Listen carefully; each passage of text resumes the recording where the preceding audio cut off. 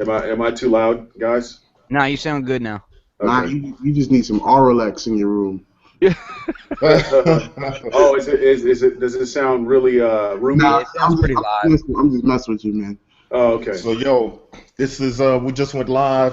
Pardon the for the people that may be watching us or may have been checking for us. We started a little bit late, but here we are ready to do this. I got my team in full effect over here.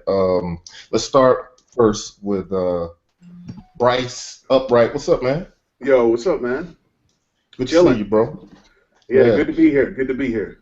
We I gotta tell you, we was razzing you a little bit. We was like, I was like, how's Bryce not on the podcast yet, but he's on Instagram liking posts and stuff. Man, yeah, we had a little few shenanigans we had to work through this morning over here in the house. So. Oh, I know how it goes. Yeah, man.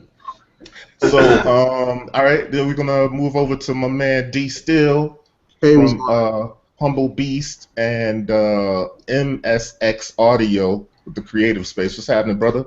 Man, I'm good. I'm just happy to be alive. Just loving my family. That's it. That's what's happening. Good, That's good what's time. happening. It's a good time to be a producer. I'll tell you that right now. That's what's up. So true. So true. So before we go, I'm gonna make sure to show everybody's website like towards the end, so we can make sure that people can support us and we're all supporting each other. Let's go over to my man St. Joe. What's up, bro? What up, man? You know what it is. Word up. Joe, I Sam, see. all of this stuff. You know how it is.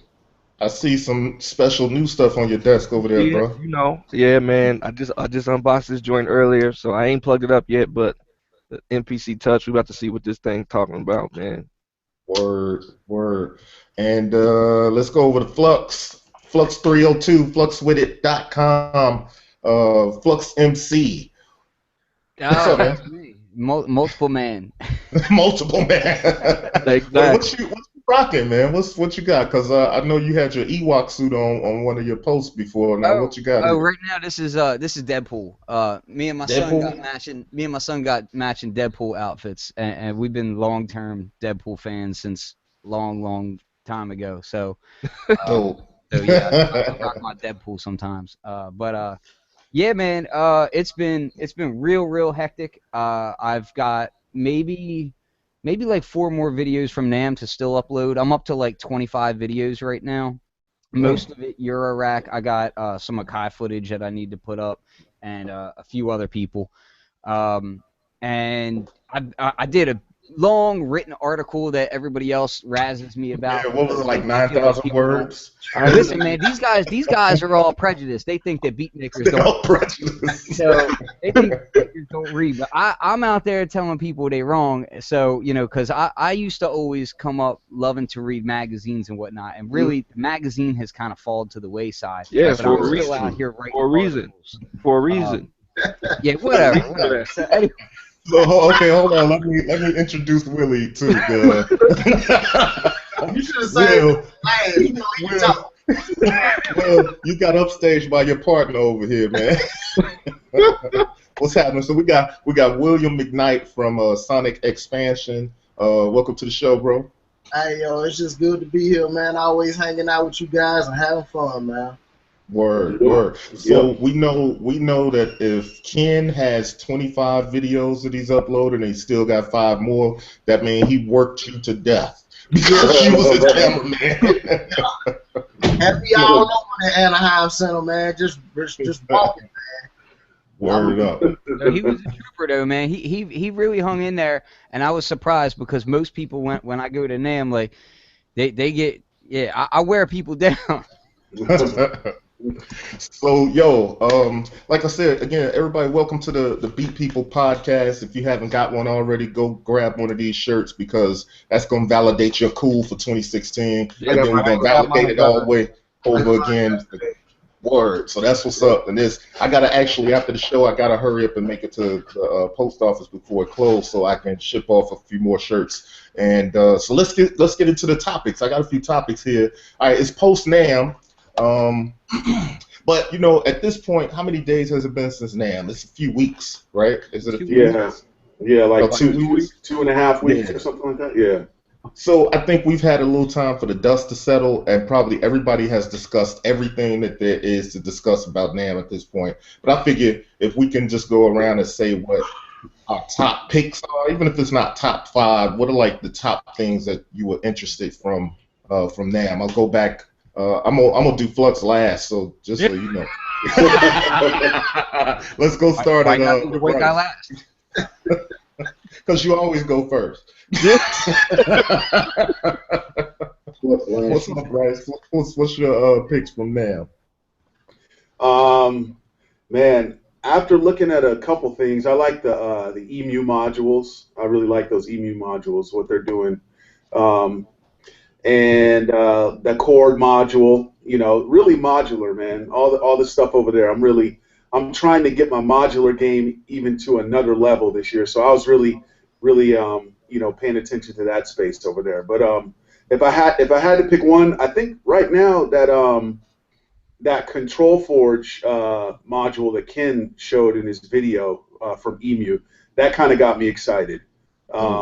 Yeah, so I would say that right now. Yeah, that I'm really hype on that. And the mini log for sure. Mini log was like, but that goes without saying, you know, because I already had one before NAMM. So yeah, I was thinking they was gonna have something else up their sleeve, you know, since they had already dropped a mini log. You know what I mean? Yeah, most definitely. So, but yeah, I would say modular for myself. Yeah. Okay, let's flip it over. So D Steele, what you think? What's your pick from NAMM? Dang, so we got to get you. By the way, we got to get you out to NAMM with us so you can kick it with NAMM. I'm definitely gonna go to the next one. I just, you know, man, we're working on a specific project over at Sex. We couldn't make it, but yeah, man. So since Bryce is my modular tutor, you know, I've been real interested in a couple of things. Like, I was interested in drum modules for module stuff. So I saw that mutant snare, and I hear Flux talk about it all the time, and I'm just like, man, I wonder what I could do with that. Also, there's a company called Mordax Modular. Did you see their oscilloscope? Yeah. It's called the data module. Yeah, I saw that, and I just fell in love with the look, and because I like stuff got to look good in order for me to get it. So, yeah, no doubt, it's got to be sexy. Yeah, so that looked interesting to me, and then honestly, I don't got the money for this, but those modal Euroracks. Oh yeah. Well, they weren't even priced that high. They were at $299 a module, which is actually like for Eurorack, that's actually like right in line. I was actually surprised at how affordable they were. So I have a question about that. Do they have the same filter that's on the actual keyboard that you can modulate the filter? Yeah. Yeah, so they had the because I did videos on that as well, and I'm not sure if I have that up yet or not, but if I don't, I'll put it up today. Stop slacking. Dude, man, I got a lot of videos. Leave me alone. I'm a family man. But no, what I was gonna say is that they did the oscillator for the 008, which is the analog version. They did the oscillator for the 002, which is the NCO, the numerical code oscillator, or whatever it's called. Which is dope. I like that. Yeah, which is the digital one with the screen on it. And then they did the filter for the 002 and the filter for the 008. And the 008 filter looks real cool to me, man, because it's got all the different tones and slopes and bandpass and all that. That looks dope. Yeah. That's fun. Yeah, what about you? So you got what you thinking of? What was your picks out there, Joe? Yeah, modal filter, always the studio electronics, anything. All their analog stuff. They're the only reason that I want to get in the modular, man. Like, yeah, they're great. If they weren't doing modules, then I wouldn't even really be entertaining all the other modular stuff. Like, you know, the fact that you can get their stuff, their oscillators, and all their filters, and that's the thing that got it for me. Of course, the Arturia joint, the Matrix Brute, you know, the Mini Log, which I need to get my hands on, and the MPC 2.0 looked dope for me. So. I just saw a reaction over here when you mentioned the Matrix Brute. Was that a reaction I saw, D? Yeah, I've seen well, yeah, you know what it is? I didn't even want to bring it up because I know everybody wants that. You know, yeah. Like, I'm just excited to get my hands on it. I'm just trying to find where I'm gonna put it. Right. Yeah, Word. Right. man. I got a space for it right here. Right?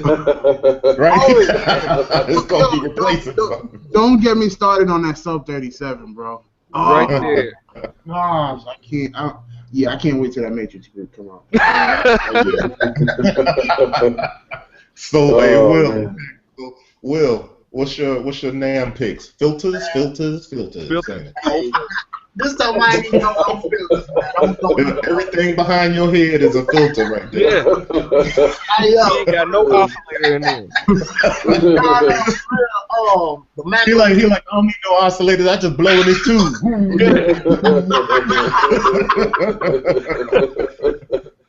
Everything can be ran through a filter though. See? Word. Hey, the macro machines OmniMod. Oh, Yeah. yes. I'm gonna have to have 2 of those. Yeah. No I'm gonna have joke. one. I got it in my rack. Yeah. Design, brother. It's gonna be uber nice. Word. Dope. I'm gonna get that and the control forge that Bryce mentioned. Yeah, Dope. filters and envelopes, man. You gotta have them. Yeah. Well, I tell you, my pick for NAMM is a couple things that I thought was dope. I obviously love the mini log, but it feels a little anticlimactic because it came before NAMM. Right. You know what I mean? But that's definitely a superstar of NAMM. But yeah, the Matrix Brute. And I'll tell you, the Matrix Brute is so dope. And as I look around here, I'm like, I don't know where I'll put that stuff. Right. So I really like the Matrix Brute. And I think like there's so much stuff on the Matrix Brute, it could be several different products.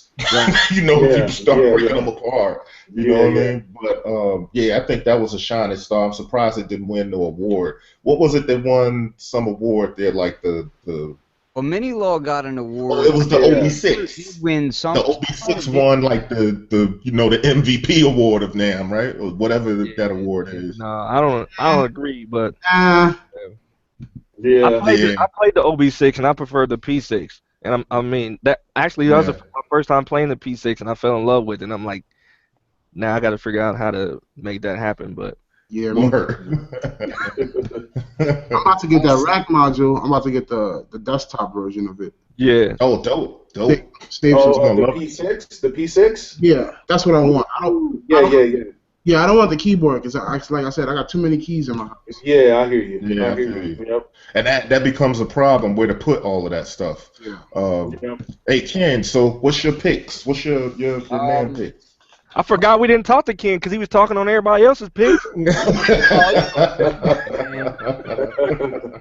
Maybe I just shouldn't even talk, man. Maybe just let me be the You pretty feeling face. the love, Ken? You feeling the love, man? You Yeah, feeling the always.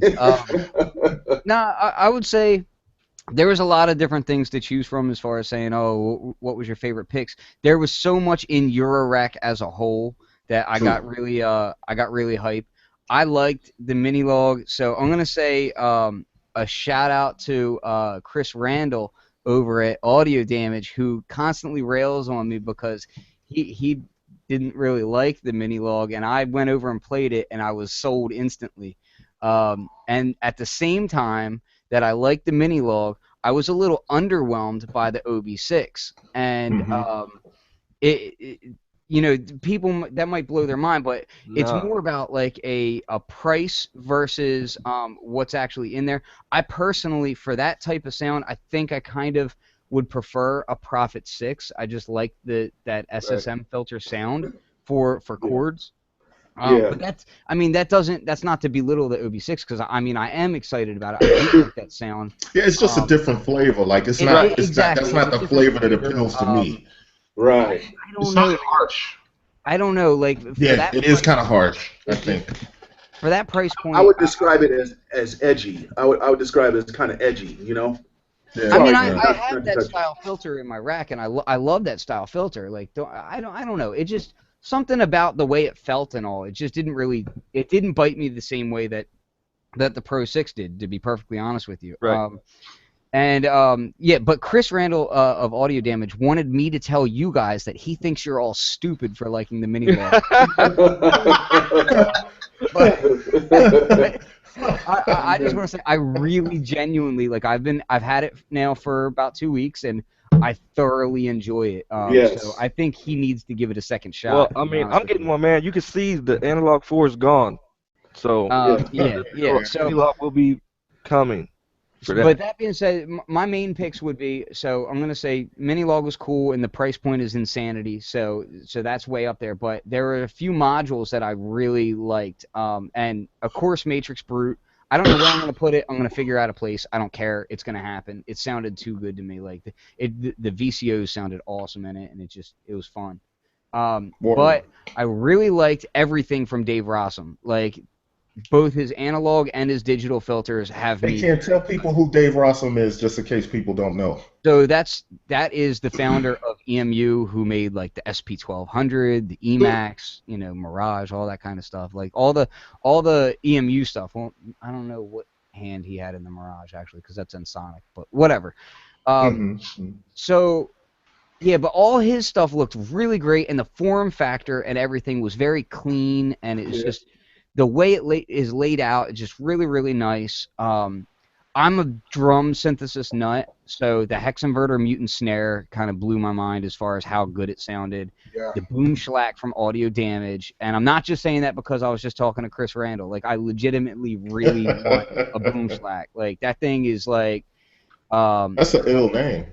Yeah. I really liked it, man. Like, as far as it basically does everything that I don't like about... I have the mega percussive synthesizer here. It basically does everything that I felt like this doesn't go far enough doing. And it's an analog drum module, right? Yeah. Okay. What was the name of it? The Audio Damage? What was it? Boom Schlack? Boom Schlack? Yeah. I keep putting an L in there, but that's just because I like the way it sounds with an L more. Just rename it. Forget it. This kid's name ain't Tom no more. Yeah.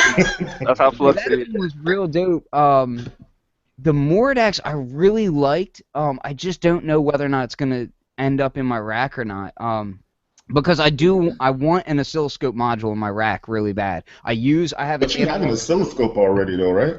Yeah, I have an analog scope back here, and I've got software scopes, but it's different when you have a scope in your rack. Like, it makes things a little bit easier. Definitely.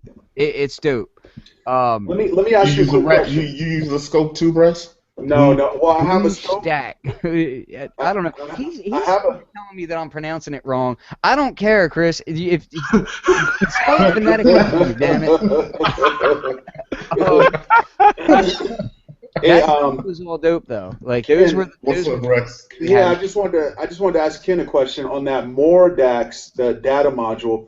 Will that thing do envelopes and stuff as well? It's not just an oscilloscope. That's envelopes. It'll do oscillation. And I think it had some logic functionality to it as well. See, that's and it looks to me like there's a lot of excess power inside of that module, so I think that they're going to be able to further update it as it goes. I don't know how that's set up, but it looked really it's really powerful. It's got 4 lanes in it, so it's not it's like the O-Tool oscilloscope, like taken way further, which is cool, and it's a bigger screen too. But I would really like one of those. So I wanna see if I can share my screen right quick, because I wanna share this little piece of this Timbaland video.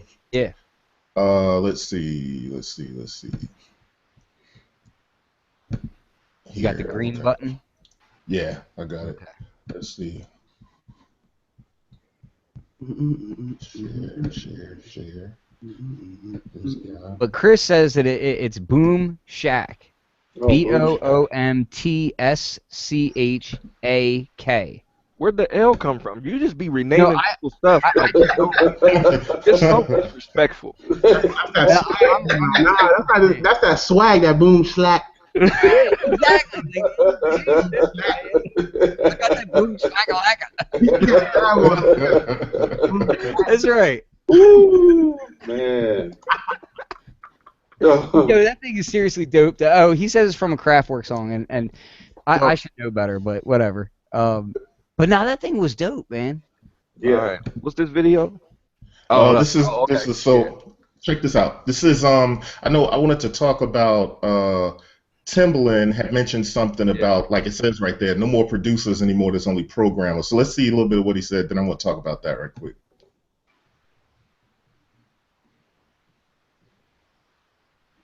Oh, we're not getting sound. We You can't gotta. hear Oh, no sound. Yeah, I could probably do it though. All right, put it up. I'm gonna undo this then. You talk and then I'll pull it up real quick. Yeah, so let me just tell people what it was about. So there was an interview and they were talking about Dilla, and they were like, how Dilla got his certain sounds, and everybody was kind of wondering how he could make such melodious and dope music, but with such raw drums, and it was something about the MPC. And then they started talking about programmers and saying that nowadays ain't no producers, there's just programmers. And people don't I mean, there's probably some validity in what he's saying, but there's like that he's kind of like, there's no producers, there's just programmers. People don't know enough about mixing, and he was kind of criticizing, so it leads into the next topic. He's kind of criticized a little bit like, hey, cats don't even know how to make their own snares. So that's kind of how far in the video? It is 1845. All right, let me pull that up real quick. I can share Cool. it pretty easy here. Okay. So yeah, that's one of those I'm gonna things. share this now. Let me Okay, cool. Let me actually pull this into its own little window. Man, my technology is on fleek over here. Let me tell you. Plus, you got a modular computer system. Yeah, he does. All right, so if you can select my screen so that everybody can see it, I'll play this, and I'm gonna hopefully this works. So check it out. You could tell through the sounds of how the swing of the bounce. Did you guys ever meet or no? No, I never met him. Because you guys are two of the most revered drum programmers of all time. Dilla's drum, like Kanye came in and said, like, the one thing he could never get from Dilla that he's always tried to figure out was how Dilla's drums got so dirty. Like Kanye could never get the same dirty. That's the machine. That's the SP12. And being able to manipulate your machine the right way. Yeah. Now it's like, how do you manipulate your Fruity Loops? How you manipulate your Logic? How do you manipulate your Cubase? All these different push. You know what I'm saying? So much machine. And I feel like now it's all about programming. This is me watching from the outside. Feels like a lot of these engineers are almost like producers for the programmers, because you have engineers that are sitting in some of these studios that work with specific programmers that make these guys appear like they're producing records when they're let's pause right there. Icing on the cake for them. Yeah. So yeah, let's kind of discuss that. I kind of think there's there could be some validity there, and there probably is some validity there. But the other thing is what I usually don't like is, so think about previous generations. You had jazz guys and blues guys that looked at the first hip-hop guys and was like, these dudes don't know what they doing. That ain't music. There's a few that was like, yo, we down with that, right? But most of them was kind of like, that ain't music. It's just ridiculous. You know what I mean? Yeah. So I hope that's not kind of where it was going, but I kind of look at it like this. Technological advances lends itself to whatever the production is. This is totally different now. You didn't have some things. Like, you can't tell me that somebody's not a producer or a musician when they use the MPC or the machine or even Fruity Loops or something like like they have a virtuoso approach to these things. Right. Just like you sat there and you may learn the guitar, you may learn the keys, you have that same thing happening with the programming, and there is musicality to that. Right. Well, I mean, I think unless you're talking about an acoustic instrument, you're programming something, right? It's true. Like, yep. Unless it's an actual instrument. If it's a drum machine, you programming it. So if you're on the MPC, you programming the MPC. Like, you had people whose credit were drum programming, and it was on the MPC, right? Like, I don't get credited with that back in the day. I don't see I don't think that's a problem. I mean, I'm like, if we technically looking at it, like, I think there's always a situation where people want to put themselves in a different category. Like, oh, I'm Yeah. this, I'm that, I'm that. I'm like, if you making something, you producing something. Like, at the I end of the agree. day, like, I agree we with can get that. technical, right? We can say, Yeah. you know what I'm saying? If you ain't coaching this artist to get the best, you know, performance, then you're not a producer. And, you know, if you talking Right. traditional, because if you Right. really want to be traditional, you have producers that don't make any music at all, Yep. right? Yes. Like, they don't create anything. Word. So it's like, Right. He which way do you want to go? he went on to kind of say that you know, I think he was alluding to, he takes like a loop, let's just say a loop from a producer over here, and he takes it to the next level. Is what he was trying to say. So Mhm. I think in a sense that's what we all do. You know, we start with a piece of vinyl or whatever, you know, a synth, some chords or something, and then you take that to the next level. I think, in a sense, we're all kind of doing the same thing on different levels. He may be able to say, oh, this track needs Beyonce on it. Let me, you know, call her up, or, you know, we need a string ensemble to come in. And so he can say, you know, he's a producer because he has, you know, these big resources that, and you know, I love Timbaland. I love his work, you know, but I think he was being a little hard on like the generation. Like we're in a different time, you know, as well. That's it. Like, you know? That's exactly my point right there. We're in a different time, and there's different Steele, tools for the trade. I want to hear what D Steele has to say, because So like a prolific producer himself, in my opinion. No doubt. Man, so like, I come from a different background. I'm a jazz musician, you know. Right. I play drums, I play keys, I study music, but I also been making beats since I was like 11. Right. For me, it's like production. I think Timbaland's definition of production is from start to finish. Right. A lot of the young producers now, they can come up with an amazing concept, but they can't finish it. They can't get it to the mix stage and to the mixing stage and to the songwriting stage. And I think production in Timbaland's eyes is the whole entire song, which I do believe that to be, because there's different ranks of production. If you're going to be like the top dude, like a Mark Ronson or a, you know, a Timbaland, or these are dudes that go into the studio, they produce the music, they mix the music, they're part of the mastering process. That's the whole shebang. Right.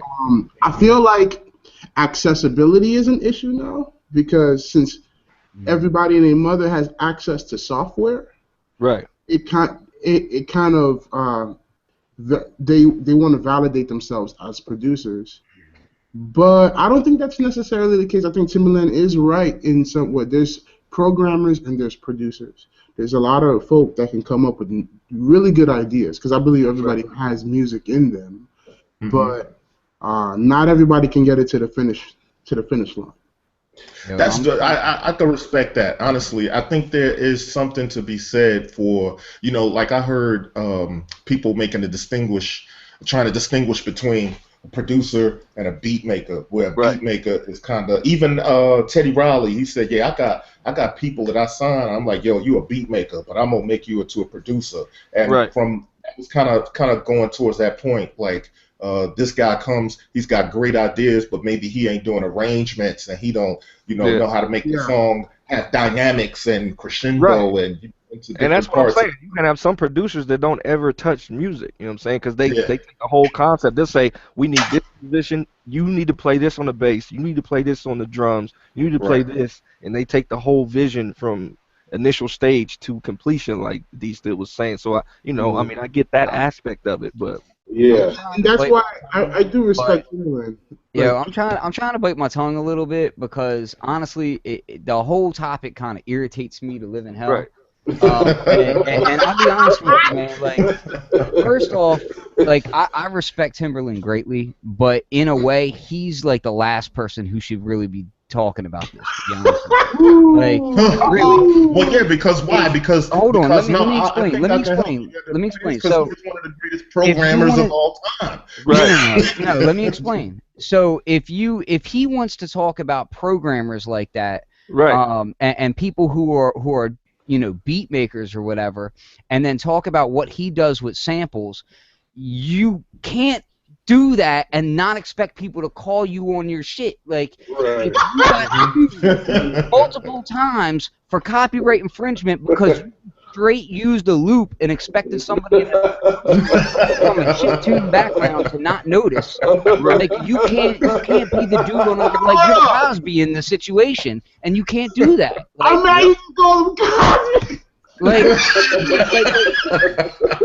Timberland is brilliant on a lot of levels, right? Yeah, Timberland is one of those dudes who will go and he'll shake the pencil cup, you know, in front of the mic and make his own shaker sounds, and he'll go the extra legwork. So it's not even that I'm belittling him musically or anything like that. I'm just saying that don't crap where you eat. You know what I'm saying? Right. The fact of the matter is like there's a lot of different like there is. Gone are the days of you're a beat maker or you're a producer. That's out of the water now. I agree. Realistically now, you can be a controllerist. You can be a drum machine instrumentalist. You know what I mean? You can be a sampler worker. Like, there's all kinds of different levels to this. And it doesn't just mean programming or not. I mean, I know guys that work in these major studios that make these producers sound how they sound, and if the layman saw what these guys were doing, they'd be like, oh, well, that producer isn't really producing, when he really is. It's just a different facet of the game. Right. You know what I mean? And don't be mad at me because, you know, X person grew up in a younger time when FL Studio is the sound. You know, the SP12 and MPC were the sound because that's all there was. Yeah, you know but you still had the program. Well, that's why I make the point of the technological advances, right? Because the technological advances make the sense. Exactly. You know, that's what speaks to the times right now. I mean, there was a time when a guitar didn't exist, and when a dude started playing the guitar, people was looking at him like, "You suck, yo. What is that? What are you doing?" Right. Yo, let me jump in here though. I can only imagine what Dilla would do with a machine. Exactly. Yeah, and that's the thing is like not only that, but when look, I love vintage samplers, and I grew up on MPC and all that stuff. But at the same time, like I also came up around kids who grew up on a computer with a mouse click, and they didn't understand why I would get irritated in my younger days when I would see them making music with a mouse click, and I was like, that's not making music. But I've grown to realize that no, there's nothing different there. Like they're just going about it in a way that's different tool. Hold on, Will. Listen, citrus to those kids, like citrus to the FL Studio generation, is classic sound to them. You know what I mean? In the same way that a Tribe Called Quest and the MPC and SP12 and all is a classic sound to me, like to them, they grew up on like Lex Luger and like, you know, that sound. And like, even though to me that sound might suck, they actually enjoy it. And who am I to belittle that? I think it just cost us more. I think because there's more value for us because it actually cost us money. Like really quick, really entry level was like higher because of it. Remember the MV8000? How much it cost when it came out? Yes. Was it 2000, right? That's why I didn't get one till like 4 years later. Yo, I just got out of college. I was broke after I got that joint. Like, no doubt. I think y'all saying it the wrong way though. I think what he was saying is it's more not being producer, it's like director. People don't see the whole project through anymore. They make the beat, they drop it off, and they say, okay, pick the artist, we out, I gotta move on to the next person to make another beat and program. See, that's what I think he was actually coming at. It's more of a they don't want to see the whole project through anymore. Like you have people like Dilla and Timberland, they be right there from the start. They make the track, they work with the artist. Nowadays, people just drop off the beat. And he was saying that actually in the interview. He said, I work with beat makers from everywhere, and I just control their computer and pull it up and tell them to do this over here. So it's more of a director versus programmer producer type situation. But I think he do that no more. I think he's kind of ignorant to the whole. There's a whole scene underground where people are making full albums. You know, that's exactly what I was about to say. Yeah, you know, He's in a rich world where dudes are paying or getting deals to do this stuff. So he's in a world where, yeah, these look, dude, if I'm signed to a major label and dude is sitting there with all the best engineers in the world, why am I gonna do it myself when I can say, okay, here's the raw beat, make it sound like God made it himself. And then, well, see, that's like, he's not living in our world anymore. In the video, he was saying that. He was saying that that's why the mixtape scene is what the mixtape scene is, because you got all of that different flavor. He recognizes the cats are out here that actually know how to do this, but you know what though? That's even a little more narrow too, because he did mention the mixtape scene, but it ain't about the mixtape scene. You know what I mean? It ain't about like the mixtape scene. I think he was kind of saying something to the effect with the mixtape scene that like, yeah, that's why you got the mixtape scene, because you can kind of get into your more creative space right there and deal with that. And I think that was weird, because I'm looking at like Bryce said, there's a whole legion of cats that may be lesser known that are pushing the everything. I think pushing, they raising the bar, they pushing the edges. The title is just for the cats that are making it. Like the title is just for you to be able to separate yourself from somebody else, right? Because somebody listening to it doesn't care. They like, yo, you made that? Dope.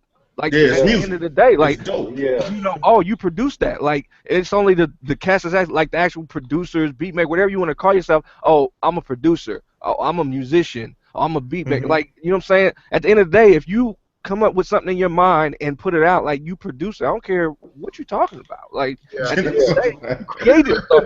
Whatever. Like if somebody chooses a different way to, like if they don't, so if you take a painter and he doesn't go and source his own paper, like he starts with paper from somebody else and he doesn't create his own paint, does that make him any less of a painter? He's still a painter. Right. Like, no, you're not a painter, dog. Like you were a sketcher, you a colorer. Like what? Like you painted that joint. Like whatever. You know, and there's another side to that as well, where you have to look at the fact that when he was, you know, getting large, there was a much smaller amount of outlets for people to see. So when someone was unique in that outlet during the time that he came out, right? Like we're talking like mid-90s and whatnot. During that time when he got really big and like Missy Elliott was popping off and Timberland and Magoo was, he had a really unique sound, right? So he stood out really widely on that. But the thing is that time doesn't exist now. Now there's this massive platform called social media where anybody can be found. Everybody can look for whatever the hell they want to look for. So if they want a weird sound, they can just go find a weird sound, you know, a weird sounding artist. And so to him, he might be saying, you know, well, now if you look at what's pop media today, it's all homogenized and it all sounds the same. But all that weird stuff is under this like level that it's not even underground anymore. It's just not pop media. And can I say something too? Like, and I think a little bit of that whole interview. Shout out to Timberland. You know, like I said, I respect him and everything, but I think he feels like his time's kind of coming to an end. So he wants to put himself maybe on a pedestal. Like that's what I'm saying. Like I think that has a lot to do with it. Yeah. I'm coming for him. You like that? Get him! Get him! That's what's up. But see, like that's the thing though. To me, like honestly, and a lot of people will say, okay, well, Timberland has a really unique sound, but at the same time, people will also say all Timberland's records sound the same. You know what I mean? Because he does have a very specific sound to his records. But that you're always in danger of that when you have a recognizable sound. That's a double-edged sword. But my point is that in my opinion, there's still a huge area for him to dominate, and he could still be doing his thing excellently. Yeah, definitely. Like I don't feel like he's a tired artist by No. I mean, when I said that, I feel like from his perspective, he sees things changing, and he kind of feels like, you know, and he's made hits, so he does kind of deserve to be on that pedestal. But at the same time, I think that's why he's kind of saying, well, you know, I mean, I look at it like this. Okay, if I play basketball, right? I play basketball. I can call myself a basketball player. That don't mean I think I'm LeBron James. like there's still levels to the situation, right? Yeah. Like just because you call yourself, like, there's all types of levels in any industry. Like if I, that's how I look at it. Like, yo, just because I say I'm this doesn't mean I think I'm you. You know what I'm saying? Right. I'm still doing the same. Well, see, there's something to the mentality of that too, right? Where people feel like I say people like cats that's on a higher level and that have done this professionally, especially at a time when you could get $1 million for a track. Right.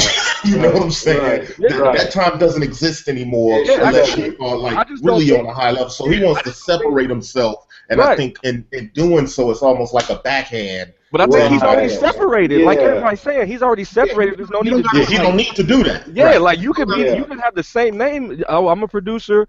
He's a producer. Nobody's gonna think you're Timberland. Like, he's already got the track record. He doesn't need to explain anything. Right. Like he doesn't lose anything by but again, it goes back to, like you said, just trying to separate. I think it's more for the people doing it, trying to separate themselves from, because there's so much out here, it's so accessible, and it's like, But I feel like somebody like him doesn't even have to do that. Like, right. I agree. Your record speaks for itself. Like, you know what I'm saying? Yeah. True. Listen, let me just say this, man.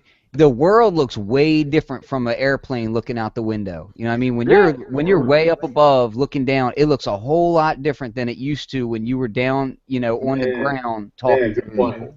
Good point. That was fancy. To that, I want to say too that my uncle is a jazz trumpeter and a soloist. He's ill. I mean, and then I interviewed the dude from Down the Roads. With the Rose piano, and there's always like that, the trained musician view versus whatever we doing type of view, right? And sometimes you can't always understand it. I think the dude from Down the Road said it best. It's like language. We all are born kind of with that language. It's just how we grow it and how we become fluent in it and how we begin to articulate and how much we put into it so that we can communicate with it. So, but at the same time, some people are English majors. Right. Exactly. So look, that kind of takes me into this next topic. It kind of floods into it. Sound design. And I think the question I posed was, why sound design seems to be more popular than actually producing music today? And I'll start with saying my thought process on that was when I listened to Timbaland saying what he was saying, he was like, cats don't even know how to make their snares. That is a good point. I mean, back in the day, you had to source your own material, whether that meant going to get somebody to play something you could sample, or whether that meant digging on them records, which was typically how it would be done. You'd be finding breaks on records and hope that your dude down the block don't ever find that record. Nowadays, we sharing the records. Like, yo, check listen, I'm a classic oversharer. Anybody that knows me on here knows that. I'm like, yo, I got this. And I'm like, yo, I just got this. I'm like, yo, check me out. Whether or not it's a good thing that people, whether or not they have to make their own snares. Like, I come from that school where I had to make my own snares, and that's why I love doing sound design now. But you got to argue whether or not it matters. Hold on, what you say, Joe? I ain't making nothing. That's why I get my sounds from y'all. I'll take a shaker or a snare or something like that and record it, but I ain't sound designing nothing. I started making sounds not because I wanted to, but because I had to. I know. I had to. Yeah, there was no choices in it. But see, here's the thing. Here's the paradigm shift. So let me bring this one. Like the thing I want to focus on with this is like sound design, right? That's a huge thing that used to just be a part of production, but now things have gotten so compartmentalized. But I think it has a lot to do with sound design is kind of the product, right? Like the product is different. There was a paradigm shift when the music industry was this huge conglomerate that like controlled and enslaved musicians to a degree that was just immeasurable. But so that the product at that point was the music, and it had all these different formats. But now accessibility, like my man D. Steele mentioned, right? The accessibility of the technology has made it where every kid on the block, I swear to you, my daughter's 15, she come to me and be like, Daddy, they were battling again in the lunchroom, you know what I mean? And these guys, they make beats and they doing all this stuff. Yeah, word. There it is. On your phone, you can do beats and everything. So that's the paradigm shift, right? It used to be music was the product. Now you have everybody making music, so that's less of a product than it's more of the input into the music making. Yep. The sound design. I still don't agree with the original question, though. To be perfectly honest with you, I think it's the same situation that I was talking about with Timbaland, in that the view changes from where you're sitting. Now, you're sitting in a position where you're around a lot of sound designers a lot. I got to be honest with you, man. Like, I don't think – I mean, I deal with a lot of local producers and whatnot, and I still find – and the majority of my customers as well, I still find that, no, production is – like, it's – so you remember the old saying where it was like everybody wants to be an MC, then it was everybody wants to be a DJ, then it was everybody wants to be a producer. I don't think it's gotten to the point of everybody wants to be a sound designer. No, it ain't. Not yet. No, it ain't. Well, let me qualify that.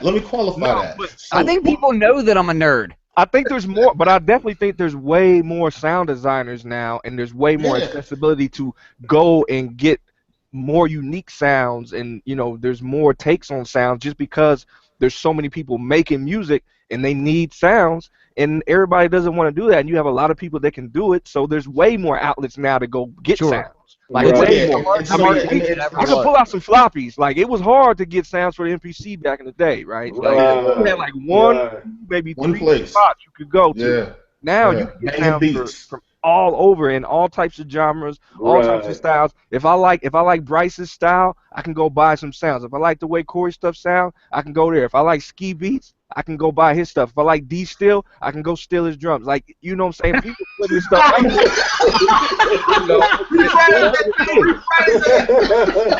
That's the name of this product, right? The name of it is Steal These Drums, but he's putting it out. That's directly from him. Like, you didn't used to get that. You didn't used to get, like, if your favorite producer wasn't putting out stuff. You know what I'm saying? Like, he was a favorite producer of mine.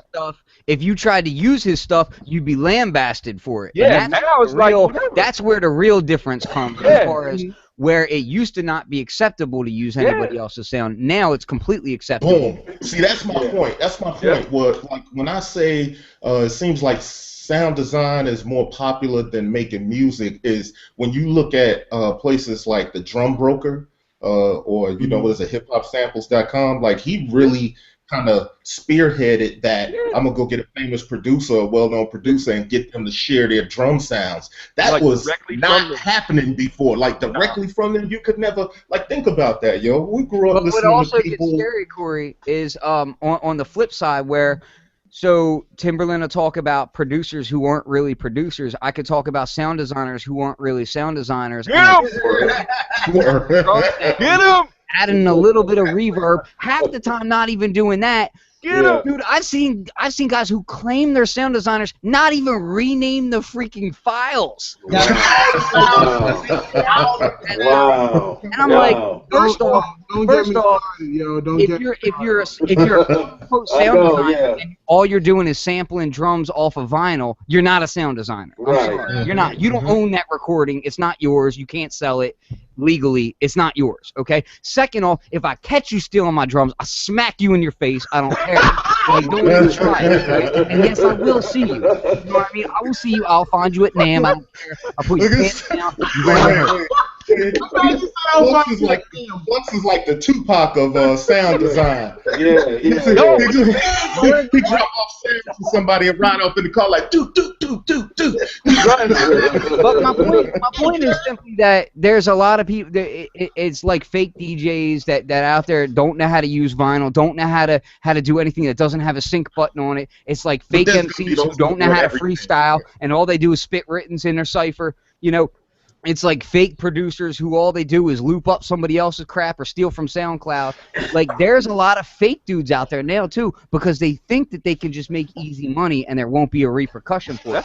That's what repercussions out there. Always gonna have that. You always gonna have that. Yeah, that's gonna be with everything. It's gonna be with everything. Become more prevalent, is my point. Because it's more accessible. I mean, you have more accessible. You don't have to go through a store to sell your own stuff anymore. You just set up a PayPal button on a single page website and you good. You know what I'm saying? Right. Now you selling sounds like. Yep. Yeah, and what's funny is that the software to identify that these companies, that hold large copyright libraries, that they're using the paradigm. Look at YouTube now. If you put up a video with somebody else's song, how fast YouTube will flag you. Like, they'll flag you. The software that's coming out now to find and identify stolen copyrights is getting really, really good, and it's only going to get better. So those people that are out there stealing sounds, like, you got a limited lifetime on you. You know what I mean? Like, even if you're affecting it, even if you're running it through, a 1073, or you put a little bit of reverb on it, whatever you did, like, which, is ridiculous. If you're going to put the work in, put the work in. Don't half-ass it. That's right. I mean, you got to go climb up on top of a 100-foot crane and hit the top of a metal roof with a hammer like Fluck. Like Fluck, yeah. That's what I was going to say. If you ain't doing that, you ain't designing. Yeah. That's basically what Flux is saying. Yeah. I ain't on that. I ain't about to climb up nobody's crane and hit nothing with nothing. And sound design, the truth of the matter is that the entry to sound design, so you could have guys that are sound designing using, like, software plugins and using drum, software drum synthesis and things of that nature, and that's legitimate sound design. Like, I don't really have a problem with that, but I will say that the entry level to sound designing is not the same as the entry level to getting into beat production, because inherently it involves a lot more knowledge. You have, like, a beat producer is going to start messing around and instantly be able to make a couple loops fit together, but doesn't mean that they're going to fully understand synthesis or EQ or compression and the different dynamics, those sorts of things. So I don't feel like the entry barrier is quite the same. So I don't think it'll ever reach the kind of magnitude that DJing and MCing and production does. I don't think you'll ever have everybody wanting to create sounds. I'm just sorry. Like, that's not gonna be, I mean, it's easy. Like, if you see a video of somebody banging on a drum machine, like, oh, I want to do that. If I'm sitting watching y'all's videos and you like, yo, Willie, like, yo, I'm going to turn this filter up a little bit and I'm going to sweep. I'm like, I ain't doing that, man. I'm not sitting there doing that. I have no. I'm not doing that. I don't see that. I don't see that and make myself go, yo, I want to do that, right? Like, I know the work y'all put in when y'all create y'all sounds. Like, I'm not climbing on top of no crane just to get a reverb tail. I'm not doing that. You know what I'm saying? Corey, I'm not creating sounds from a synth, then running it to tape in real time, then sampling it back through an MPC 60, and then through an ASR, and then I'm not doing that. No, just give me the drum when you're done and let me bang out. All that cable will freak you out. Yeah. Like, hold on, I'm sorry, man. That's hilarious. He said, just give me that joint when you done and let me bang Sound designers, I know what goes into this. I'm not interested in the least bit. People ask me all the time, why don't you make sounds? Because I don't want to. I know too many people that do it. I just use them sounds.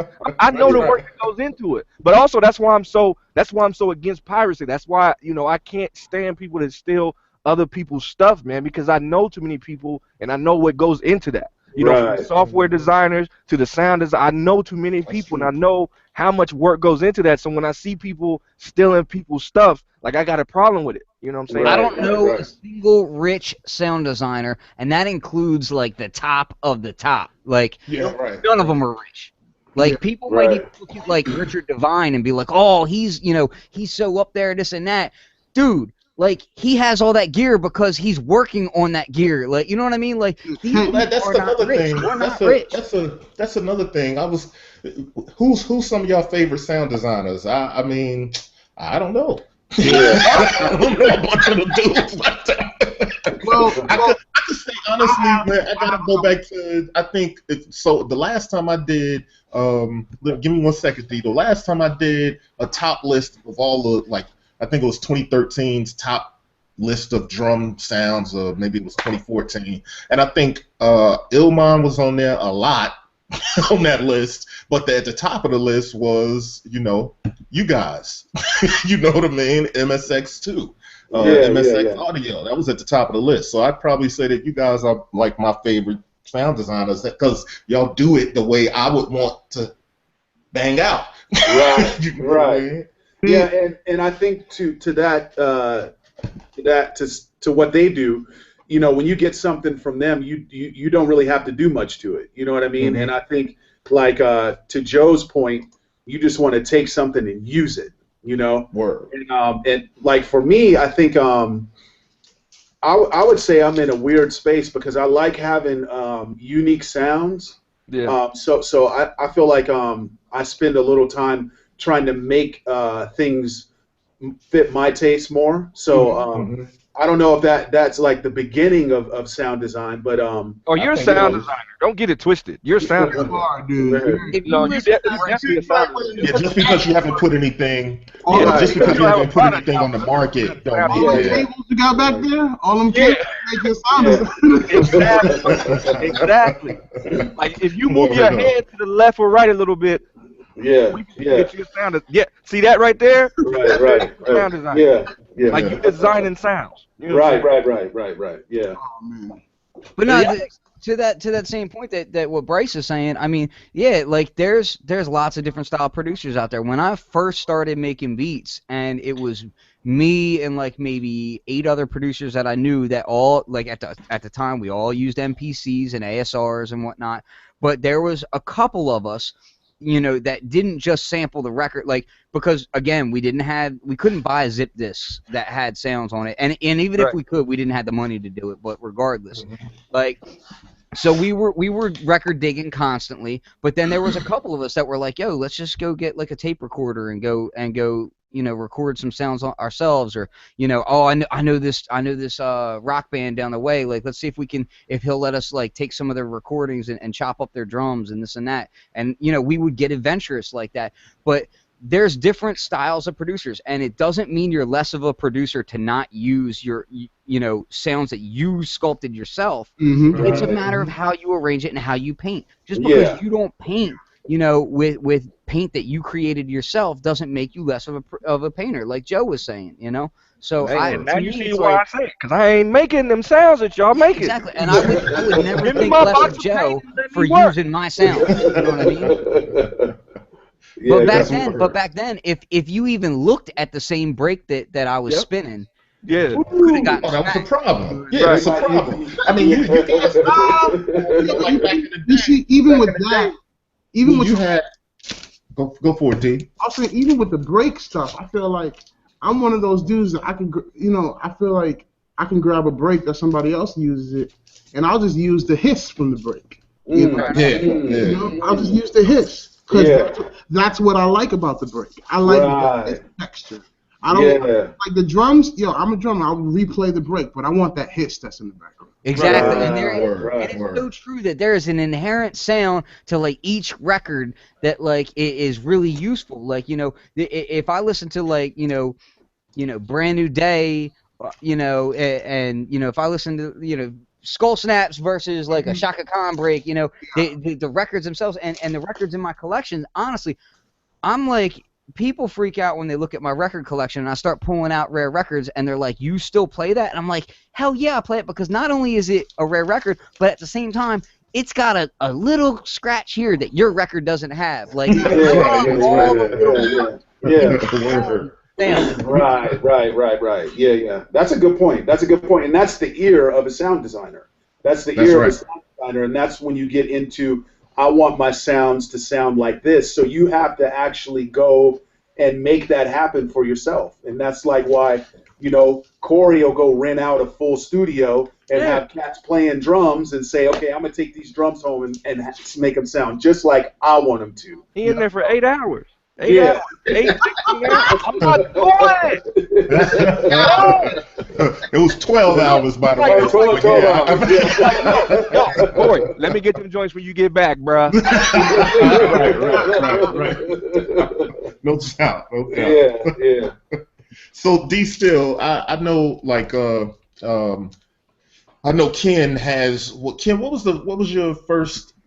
What was your first sound design piece you did? Because I know you went out to really The first pack that I released on my own was the Dystopia pack for Machine. Right, Dystopia is exactly what I'm thinking of. Before that, I had done discs for MPCs, but that was like locally distributed. Like, Dystopia was the first thing that I was like, and really that was Joe. I got the throwback Flux stuff before Dystopia. Yeah. Joe's got a lot. So Flux, you Joe had literally gigabytes of Flux drums that like never hit market. Can you share? Yo, I'm saying, share some of them gigabytes, yo. I used to do stuff like. But bro said, "Give me some gigabytes."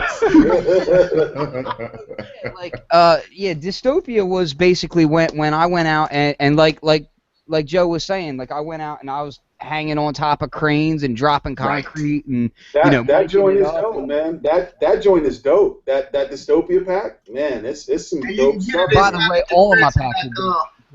So see, and that's the thing right there. What I wanted to kind of get to was the fact that every sound designer has such a different approach. Like, that's what's dope about it. Like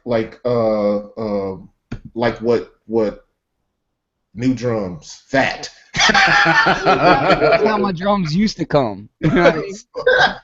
So, like what Joe was saying, like with me, like I'll start with maybe some like what I came from the studio with, or synthesize some drums, and then I'll resample that into an old sampler or two, and then run that through a filter or two, and then put that on tape and bring it back. And it's actually painstaking, but when it comes down to it, the drums be sounding so fat. So we all got our own approach. Like you, Flux is climbing up cranes and going in weird warehouses and stuff. I start with stuff like this.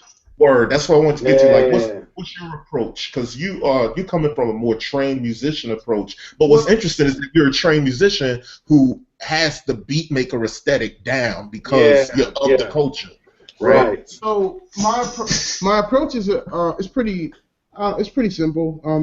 I'll sit and I'll listen to a record. I'm like, man, I want to redo the sound of this record. So that's how I started. Ended up making my own samples, like a whole 24-bar arrangement of music. Just I know like this record that I did recently for this artist called Jay Givens. There's hardly any samples on there because I created full songs. It sounds like a sample. It sounds like so dope. Yeah. So for me, the process is all about like, let's make something unique. Let's find a texture that I'm not hearing in other things. Like I bought a pocket piano because not a lot of dudes are using that in hip hop. Yeah, that's dope. Right. That's dope. Critter guitar-y joint. So I got a question as producers. How do you guys get to the point where you're saying I'm gonna share my secrets? Check it out. I'm always sharing. You know why? Because not everybody hears like me. Exactly. I can give you my entire drum collection. Yep. And you're still not gonna make beats like me. And that's the same thing I tell people, man. Like anybody that's hesitant about sharing what they do, I'm like, you can share whatever you do because nobody is you. Like nobody will ever do it like you. Ever. Oh well, yeah. Like prime example. Let me tell you. So I got the analog boom bap kit, right? The prime example is. I have been using analog boom bap, that kit, for months, and y'all probably know. I mean, I've been using that kit myself for months as I've been designing it. Right. But I give it over to my man Bryce, and it sounded like I was like, I don't even really recognize the kit. You're like, what you use to make that beat? Yeah, you know what I'm saying? I'm like, but Bryce, you supposed to do a demo using my kit. And I'm like, I did. Right. Yeah, that's the point of like production is something that nobody is gonna hear the same as you. That's exactly. There shouldn't be any insecurity. We're like exactly. And I think that's why a lot of producers don't share because they're insecure that somebody else is gonna take their money. Yeah. Right. And go ahead. Yeah, man. And, well, what I was gonna say is like when I started doing it, when I started making beats, nobody really shared. And shout out to Duke Clifton. I got hit up by a local producer around my way that was like, yo, like we got a crew of like 3 or 4 other MPC users, and none of us use the MPC the same way, and I heard your beats, and you're clearly using an MPC in a way that we don't use it, so let's all just get together. So what happened was we kind of all got together, and we started talking like, oh, this is how I see it. And back then, there was no YouTube of how to make beats. Like, none of that exists. You better be finding somebody whose house you can go over and figure it out. And, so we kind of all got together, and we were like, wait, you do what? Like one of the dudes, Gary Gnu, who is a supreme master on MP, would make his entire beats out of one sequence. Like, it was ridiculous, and he would do it all straight linear on an MPC in one sequence. Great. And I was like, that's I've never done that. And then I showed him the way that I would copy and then change each thing. Like, none of my drums are ever the same for 4 bars, and I would show him like how I was doing it. And they were like, oh, that's crazy. And then they would show me how they would do like certain swings and stuff on their drums. And I was like, that's crazy. I don't do it that way. And then I met up with cats out in Philly and out in Lancaster. Shout out to DJ Image and their crew. And it was like, at the time, nobody was sharing anything because everybody wanted to be the hottest on their block. But then when we started sharing, we realized we were like growing, frogging way past other crews. You know what I mean? And it was like, oh, well, we should just share this with everybody. Like you showed me how to make your beat like that, but my beats sound nothing like yours. What am I scared of? You know what I mean? Right. So, I don't care how many times Bryce showed me how he make his track. I will not be able to make my period. Like, there's no way. Like, I try to cop like, Bryce, man, how you do that, man? He's I'll be trying to. That's it. Like, that's his ear. You know what I'm saying? And that's what I tell people. Like, they be like, you know, because I talk to a lot of people. A lot of people come to me like, yo, I'm thinking about getting in sound design, this, and that, but I don't know if I want to share. I'm like, yo, man, like, nobody's gonna be able to do you. Like, you can share your entire process, and nobody's still gonna be able to copy what you do because your main tool is gonna be your ear and your mind. So, you know what I'm saying? And that, at the end of the day, that's really why you got so much variety. Like, you know, I can buy all y'all sounds, and I'm still not gonna sound like any of y'all. That's true, because you did the same thing. I mean, you took you when you reviewed the Analog Boom Bap, like, that was dope. It was smooth, and I'm like, wow, yeah, that actually, again, would have never used it like that. But that's right. Don't be smooth with his demo. You know what I'm saying? Yeah. So, hey, Will, so you got Sonic Expansion. Like, what made you get into doing Sonic Expansion? Because you obviously provide a lot of tools and content for people too. So, like, what brought you there? You know, I used to run the machine warehouse, and I wanted to kind of break away from just being labeled as a machine expansion. Till today, people hit me up and be like, do you make expansions for anything else other than machine? So I was like, well, let me jump into different software. And like, I'm not like everybody else. I do drums, I make drums, but drums are not my forte. That's not what I excel at. I excel at like strings and pads and instruments and stuff like that. That's what I pretty much do. So it's like, well, I might need to explore Reason and you notice I said it right that time. Reason. Yeah, you didn't put the S on it. Reasons. That was hard for you, brother. Okay, so check it out. Actually, I want to flip this just a second, just because. So people that watch the show, what happens is I'll send my. We'll send each other. Actually, it's just kind of topics that come up, and I'll decide on topics and throw them up there so we'll know what we're going to be talking about. But I wanted to flip this just for a second to pay homage to one of my Chi-Town heroes. For those that don't know, I'm originally from Chicago.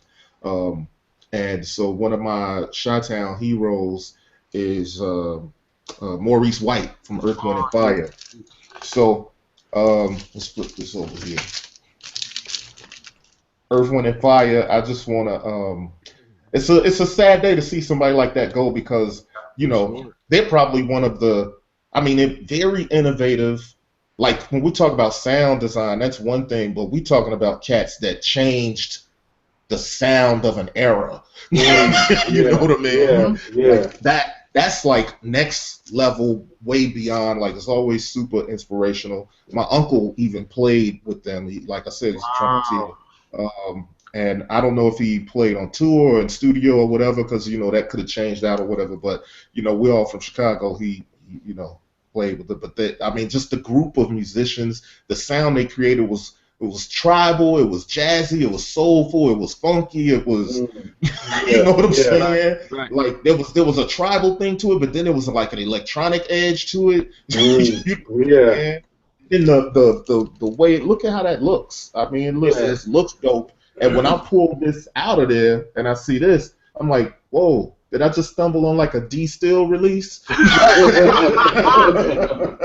know, and I was thinking like maybe somebody did this, but then when you turn it over, it's the actual Earth, Wind and Fire joint. So I just want to kind of flip it over to that. Do y'all got what's some of y'all favorites by Earth, Wind and Fire, or you know, some of the things that y'all been touched by them at all? Who was that? Was that Flux? You was just holding something up? Yeah, I mean, I have pretty much their entire catalog. Oh yeah, that joint is fly. Word. Yeah, I mean, I have pretty much like Earth, Wind and Fire. To me, is kind of special on the level of and D was talking about this too earlier. I've made great strides as a human recently to cut back. But I am a digging fanatic, and Earth, Wind, and Fire holds a special place for me in digging because I found Earth, Wind, and Fire like on my own. Like my parents didn't listen to it, none of my family members listened to it. Like it was one of the first records that like I found on my own that I was like, oh, well, this is dope. And I opened it up and I read all the artists that were involved, all the recording studios that were involved, all the session players, and I started looking and finding other stuff that was related to it. And that kind of started me on this branching path. And honestly, every record that Earth, Wind, and Fire made, like, there was something you could pull from it. Like it was like just it was like if you were in the thrift store and you found an Earth, Wind and Fire record, well boy, that goes in the bag. Like that's it. Right. No question. Like even their late stuff, like even their real late stuff, the 80s stuff and all, like whatever, dude, put it in the bag. Like you know what I mean? And that says a lot too, because it really I'll be digging and I'll avoid 80s stuff. Like, I'll be like, there's a lot of 80s stuff. Like here's the thing, and I don't want to get too far off of Earth, Wind and Fire, but here's the thing. Like for instance, somebody as prolific as Stevie Wonder, 70s, 60s, incredible, and always incredible no matter when, but there's something that happened in the 80s where things got real. It's called the DS7. That's right. That's true. But not for real. Like that was one of the groups that like I found that I was just like I had, it was a comfort zone. It was like okay, you could get this, and you knew that not only was there stuff that you could pull from the record, but like it was empowering music that you could listen to and feel good about, and like it always had a good message. Like honestly, like it's one of those 360 records where like all the way around it's good music. You know what I mean? Like there's not a bad thing that you could really pull from Earth, Wind and Fire and say, oh well, I didn't really like this aspect of Earth, Wind and Fire. Man, bullshit. You like it all. You like it. I mean? Yeah. It's all dope. I think that's another thing that separates like real dudes that really get into beat making is that we take trash, stuff that other people don't consider good, or like even bad eras of stuff. Like the 80s, a lot of producers won't even touch that. But I love going to those records because their synthesizers and the way that they're recorded in those records. Yeah. Like, oh man, that's You need a little extra snare drum tail, go to the if you're looking for reverb to sample, right? The sound of a lexicon reverb, go to the 80s. Yeah, but you see, I'll do that. See, when I'll sample records just to make convolution reverbs. Yep, nice. Exactly. That's my point. I'll just do that, and I'll just throw that joint in a convolution, and boom, I got the same reverb from Stevie's record.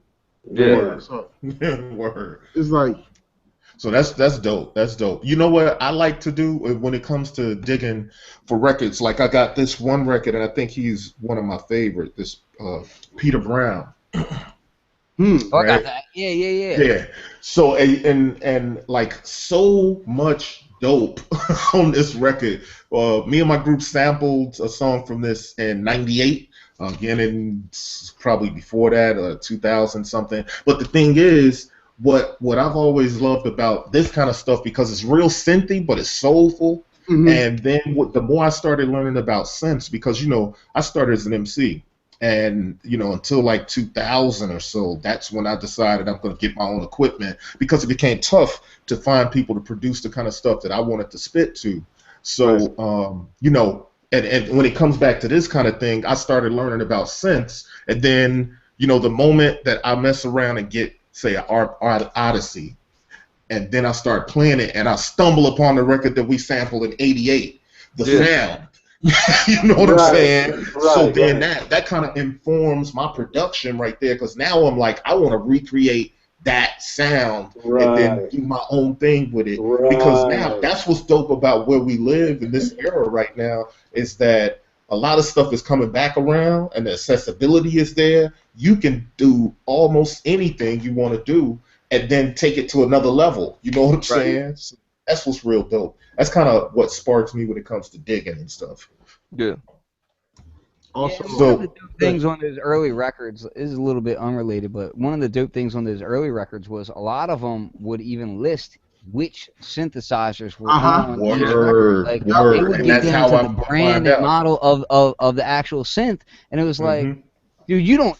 That's one of the main things I hate about like CDs and MP3s these days, is like that stuff kind of like went to the wayside. Proper credits are gone, and like it kills me, man. Yeah, that's word. As a matter of fact, here's a dope thing. My brother was at my house over the summer, and I have a turntable here. Did that record say Bukla? Huh? That record say Bukla? Yeah. I think Bryce missed it. That's an original. Oh snap! Yeah. That's an original Morton Subotnick. Nice. Oh man, I need that, Ken. I need that record. Man, if you saw my records, Bryce, you would cry. Man. Wow. That's what's dope. See, like, so I didn't even know that there was a record out there that had Bukla Cross, because I've collected Moog records, and even Earth, Wind and Fire, Isley Brothers. You look at the Isley Brothers records, they'll tell you the exact synthesizers that they use for the most famous songs you ever heard in your life by them. On there. Yeah. You see those string synthesizers on there, they tell you everything, and and you know what? For the longest time, like, I would read that stuff and I'd be like, this is as close as I'm gonna get to like this analog polyphonic synthesizer sound, so I'm gonna sample these little sections. And now it's like, for $500 you can own a polyphonic VCO synthesizer. Right. Word. Mind blown. That's real. You gotta love that though. Love it, man.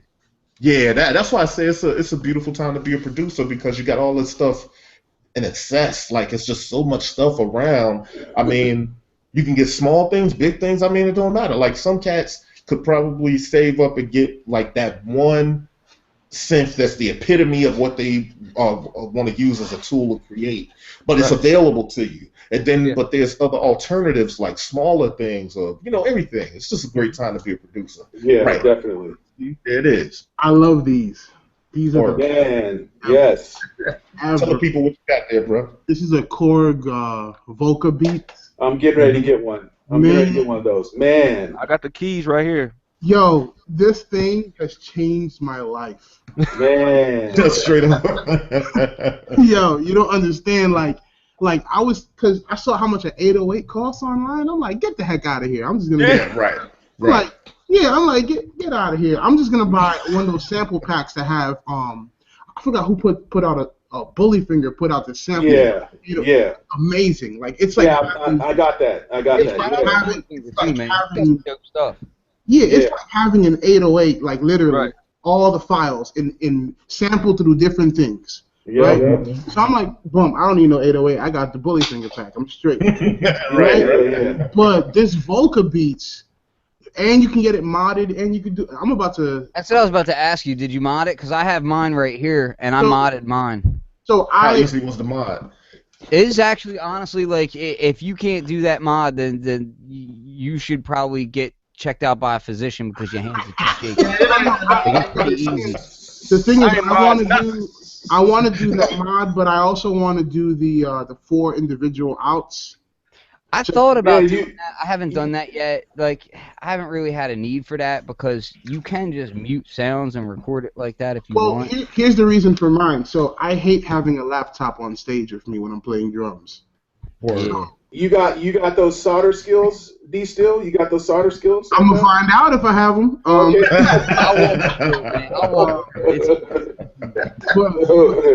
Yeah, so for me, it's just if I could have this on stage, this and the vocal sample on stage with me, like I could basically throw my laptop in my bag and just. I'll be honest with you, I'd be scared about using the vocal on stage for one reason, and yours may not have this issue, but I think it happened when the original time when I used the sync on mine a lot. Okay. And mine will sometimes randomly not play because there's like a short or something on the sync. I'm gonna open it up again and double check, see what's going on.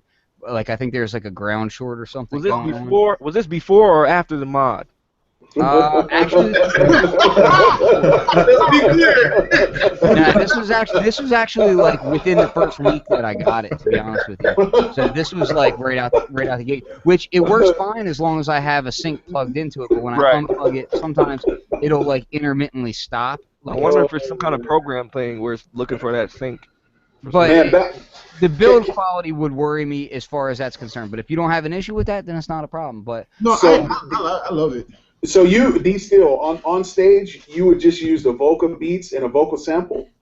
So my plan is, I have plans because I'm about to go back on tour with an artist. Right. And normally I would be running like sequences and stuff from Ableton, and which is all very computer heavy. But I'm one of those dudes. I like to be very minimal on stage. So I use a small drum set.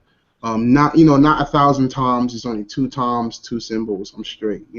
Right. But I really like the vocal beats because this could add some electronic element to my backbeat.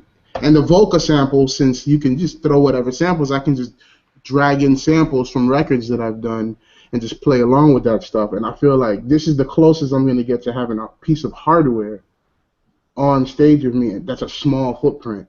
Yeah, that's probably the most travel friendly you got right there. Yeah. Hey, yo, D, you didn't like the TR8?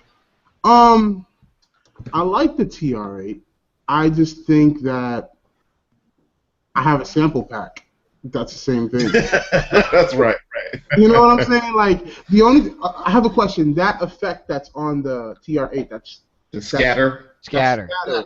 Do the Roland modules do that? This one right here. Hold on.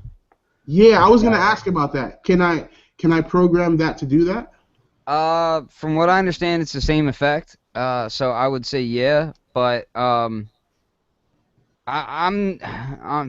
jury's still out for me. Like I haven't done a review or anything yet, just because I'm still kind of not totally sure how I feel about it. To me, it's very canned. There's other modules that, like, if you were to make a really small, like Dope and Synthrotech both make like small cases that you can get and put just a few modules in.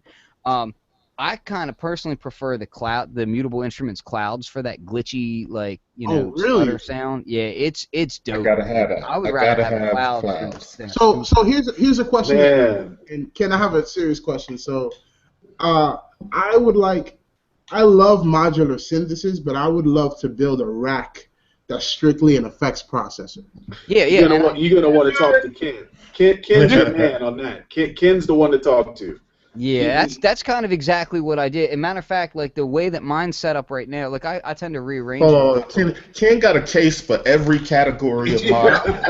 Like this is my synth case. These are my VCOs. This is my Logic. These are my filters. It's all separate cases.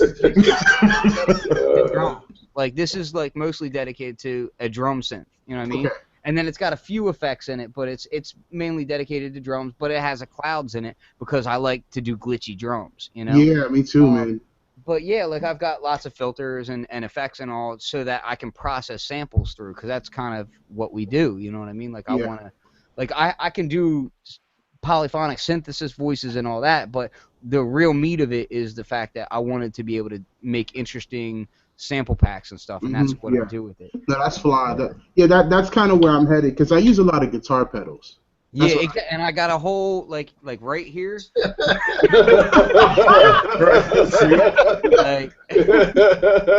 yeah, what I wanted to show is also like a lot of those records that from Earth, Wind, and Fire and that kind of stuff. Like a lot of those things would feature stuff like the MS-20 and all, which used to be like unobtainium, but now you can get this stuff for $400 on eBay or something like that. Ken's be pulling synths out of his pocket and everything.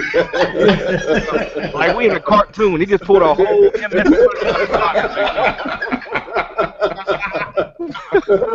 his pocket. Oh man, that's too crazy, man. No, I gotta ask real quick, just because I was curious, because I saw earlier, like we have our little area where we talk about the topics. Were you gonna do a quick topic as far as what the top 5 were? Yeah, I want to. As a matter of fact, I did. I had to ask because I was just curious to what you guys would say. Yeah. So okay, top 5 producers, and maybe it's only top 3. I don't know. Yeah, because I can't go to top 5. Yeah. So that's why. Let me pan up a little bit. I'm kind of goading you guys on. Right there. I got to stretch. Dilla. Here's my top producer right here. Okay. Word. Quincy. I could get with that. Quincy. I could get with that. If any hip hop guy comes to me and they're like, "Yo, anybody is above Quincy," I laugh at them first and then I ask them who they were talking about. So okay, I could go with Quincy. That's actually dope. You can't front on Quincy, but I think obviously like this Dilla. I love DJ Scratch. Not a lot of people. Oh yeah. You know what I mean? That's one of the dudes, and Ski Beats is real ill. So I'll roll with that. And what about you? 5. That ain't 5. I'm just going with 3 then. That's all I got. You said I could say okay. So I could say Dr. Dre. Yeah, I've always liked Dr. Dre. We're all sitting and RZA. Okay. Yeah. Man. What about you? Who? You. Go, Joe. You on the spot. Joe. Yeah. Man, I like so much. Mine's is gonna be different, man. I like so much stuff. There's so much dope stuff. But I'm gonna say the people that Kenny G. Kenny G. Hey, I'm gonna say the people that have the most influence on the type of music I like to make. As opposed to whose music I like to listen to. So I'm gonna say it's not a producer, but it's a crew, organized noise. It's like the whole Dungeon Family sound is ridiculous. You know what I'm saying? So I got them, and then somebody that a lot of people probably forget about is Raphael Sadiq. Oh yeah. Word. Yeah. So I'm gonna throw him in there, and then another one that y'all gonna get me on, but he's a dope producer is R. Kelly, man. Like actually, no, I can't front on you. R.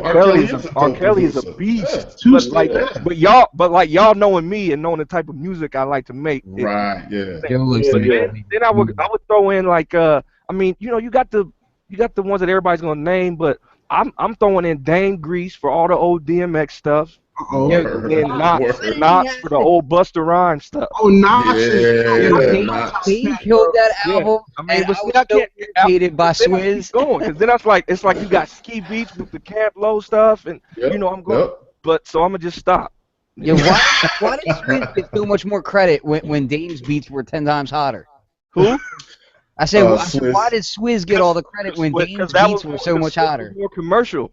God, that killed me, man. Dame Grease was a beast, man. He is a beast. Like, you go back and listen to his stuff, man. It's like, that stuff is just ridiculous. And the same with Knots, like, Knots with the old Busta Rhymes stuff, man. Like, I gotta tell you, Knots is definitely in my list. I mean, there's stuff that I loved by him before I knew who him was. Exactly. You know what I'm saying? And then when I found out, like, that's him. You remember that intro to Extinction Level Event? Oh, yeah. That's crazy. When I listened to it, I started crying, bro. I remember. Cheers. The tears. I laughed. What about you, Will? Who you got? Y'all know I'm the residential Southern hip hop head, so I'm Yeah. like DJ Toon, DJ Toon, Mouse. Mouse did all that Houston stuff, you know, Mouse on the track. Let's see. Of course, I still like Timbaland, man. Y'all did him wrong today. No. We can't let that go like that. I ain't about no chance at my city because Timbaland's actually one of my faves. Yeah. You know, we ain't gonna rehash that. Stuff more so that influenced me personally, not just who I think are dope producers, right? Right. That's different for me. That's a different. I gotta go with Joe on the organized noise also. So yeah. Man. And Toon, you said Toon, DJ Toon though, right? Ain't he kind of credited with creating trap music? Yeah. Word. Yeah. Oh, okay. Word Not up. the EDM trap. Not yet. No. Real trap. Real trap music. Yeah. And so what about did you already tell us who your ones are over there? D? No, I didn't. Okay, who you got? Alright, I'm holding up these records, so this is one of mine. Okay. Yeah, Mad. No doubt. I saw you one day post that like, what's he doing to me over here with this record? Yeah, I'm always fascinated at how that dude can take a record and chop it. Mad Lib is crazy. Like, it sounds like a different song when he takes, and then of course, you already know. Yeah, for sure. Another genius. The two new dudes that are really influencing me a lot is Flylo. Oh yeah. Flylo and Knowledge. Yeah, I was gonna say Knowledge. Knowledge will be one of my top 5. Yeah, he's just because the one commonality between all these guys is that they're soulful. Yeah. I love soulful music. Just it just speaks to me. But then I love the crazy electronic stuff. Like Tom York is one of my favorite producers. Radiohead, and he does crazy stuff. Talk about modular. Those dudes produce all in modular. Yeah, like Radiohead, Atoms for Peace. That's all modular music, but it's still soulful, and that's what I want to go to. I want to do soulful music with modular synth. Because sometimes, to be honest, like I see a lot of modular stuff, and it always sounds like the soundtrack for like Tron, or like or like really scary. Like I saw Richard Devine do a video. I'm like, oh, I want to see what this track sounds like, and I was scared. I wanted to hide under my bed. I was like, what is this? And how do you find it? It was I was like, what the heck is going on? Man, but you know what?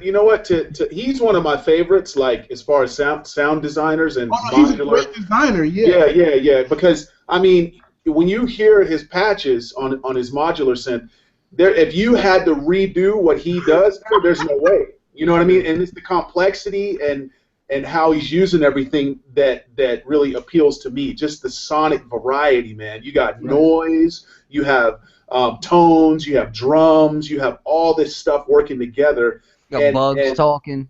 You know what I mean? Yeah, but you can't dance to nothing. You can't dance. You can't dance to nothing. He does do some dope actual like movable music too. Yeah, like, he does. Yeah, but at the same time, he does do it. At the same time, there is a whole. You can't dance to I can't dance to that. I can't move to that. Yeah. But no, there's vibrating on the correct frequency.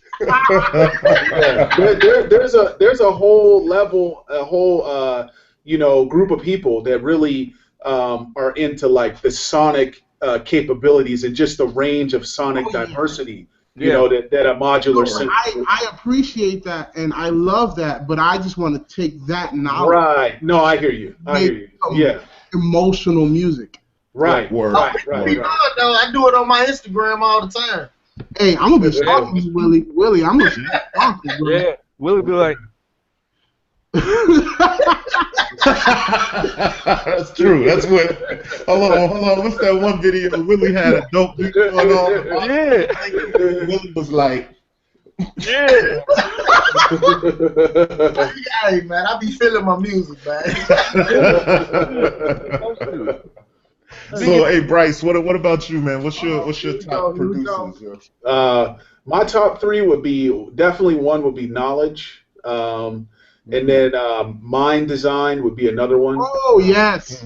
Yeah, Mind Design. And then probably a lesser known guy, his name's Ackright. It's spelled A-C-A. Oh, Ackright is he's crazy. Dope, that's true. Yeah, so those would be my top three. And then, of course, if I had to go on, it'd be Dilla and Madlib. You know, so yeah. Madlib's definitely. That's because me and Bryce be on that no quantizing team. Yeah, Hey, I don't quantize either, but Bryce's stuff be drunk. I'm adverse to it's just how it comes out, man. You know, when I don't quantize, that's just it comes out of me like that, man. Hey Bryce, you can know? we tell the truth? You so tired from being in the gym all day, you must not beat anymore. I'm gonna get muscle spasms. I'm gonna get you back for that one, kid. I'm gonna get you back for that one. I'm gonna get you back for that one, man. I'm gonna get you back, man. So yo, look, I'll show you mine. I'm gonna say this first. I thoroughly hate top 5, top 10, whatever list. Right, that's what I said. I'm anti-list because to me, music is not a sport. Yeah. And it's a community event. And the most competitive room person on this podcast says it's not a sport. Exactly. But with that being said, I will give honorable mentions to some people that I really love. So I'll say definitely Quincy Jones. Quincy Jones and Herbie Hancock to me are like oh my gosh, on another level. And they influence me heavily. Bob James influences me heavily. And then I would say getting more towards like hip hop production. I'm more of an underground guy, but let me just first say Rick Rubin. Yeah. Who I think even though he's like, you know, this crazy high status, he doesn't get brought up in the conversation quite as much, which is crazy to me. Like Rick Rubin is hip hop, like period. Rick Rubin changes culture. Made radio, people. Rick Rubin made radio. Get your mind right. Okay? Yeah, no doubt. So on that level, you know, and then I would say LP. LP is probably the most important producer in my mind for hip hop in the past, like, damn near 10 years. Those Run the Jewels records are crazy. You know, a lot of the things that he does are techniques that other producers wish they knew. So I really dig his style. And then let me just grab Mantronics. I'm a huge Mantronics fan. I feel like he changed the way that hip hop works as a whole, as far as you know, limiting it to one style of rhythm or one tempo or whatever. Like, he kind of breaks things out of the box, and he was doing things with such primitive gear that even today you're like, oh, I wish I had a plugin that would do that. You know what I mean? But doing it on 909s and you know, old school samplers. So Mantronics for the young kids, they need to recognize. And then of course RZA.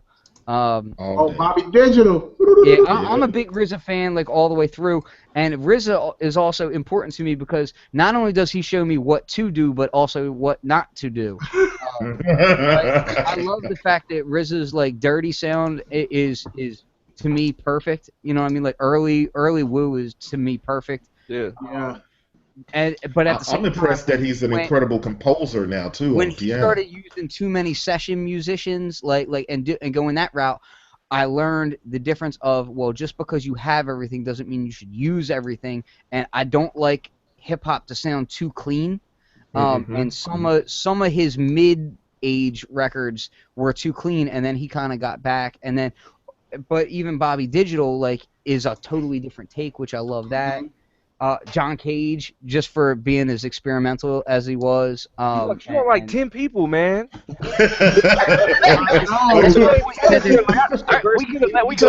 on. He said, I hate top 10 lists. I'm just gonna give y'all a review of my favorites. I mean, I like RZA, I like Ski, I like Timberland, Dre, what? Neptune? I mean, what? We keep going. I'm gonna keep going. He's like, I know you said 5. I know you said 5. He said the thing about the list, he didn't want to deal with the list because he got such a long list, right? Corey was like, yo, we doing a list. I'm like, man, I can't do no list, man. I like too much people. It's too much dopeness out here. But see, you guys all fall in line to what he asks you to do. I still name like 7. Still, you on like 17. Joking. Flux, you so crazy. They should call you Crazy Flux. Listen, just remember, when somebody asks you to do what they tell you to do, just don't do it. We know you don't. We know you don't. That's right. Well, hey, check this out. We run pretty long today, but it's a good show. I want to show everybody's website as we kind of sign off here. So, starting with my man Joe. Yo, hit me thanks up. for coming on, man, and tell them a little bit about your site so we can get on out of here. Oh, man. Soundsandgear.com. You know what it is? Sound. Just one of the many, right? What's the others? One of the many, but that's the hub. You go there, you can find everything else. Okay, so, word. Yeah. And then you got BEATPPL Report and beatpppl.com. Make sure you go there. And the CNN of this beat thing. Word up. Word up. With Bryce Gumbel reporting. Right, with Bryce Gumbel reporting. Bryce Gumbel, wow. Man. And then, so what else you got? You got Sonic Expansion. Yes, sir. Looking good, by the way, brother. Yeah, man. Yeah. Trying hard. We got more expansions coming out real soon, too, so keep an eye. What's coming up? What y'all got going on over there right now?